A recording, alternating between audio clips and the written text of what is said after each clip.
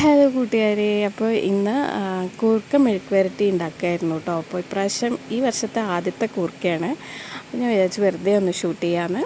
അപ്പോൾ കൂർക്ക ഞാൻ ഇവിടെ നല്ലപോലെ ചാക്കിലൊക്കെ ഇട്ട് അടിച്ച് തോലൊക്കെ കളഞ്ഞ് ഒരുപാട് പണിക്ക് ശേഷം അതൊക്കെ ഒന്ന് ക്ലീൻ ചെയ്ത് അരിഞ്ഞെടുത്ത് വേവിച്ചെടുത്തിട്ടുണ്ട് കേട്ടോ. കുറച്ച് ഉപ്പിട്ട് വേവിച്ചെടുത്തിട്ടുണ്ട്.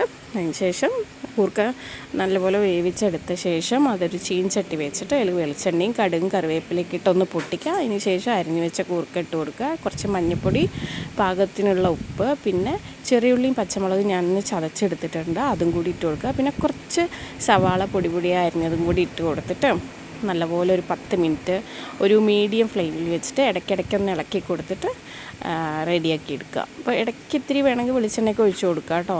അപ്പോൾ നമ്മുടെ കൂർക്ക മെഴുക്ക് വരട്ടി ഇവിടെ റെഡി ആയിട്ടുണ്ട്. ഉപ്പൊക്കെ പാകമാണോ എന്ന് നോക്കുക.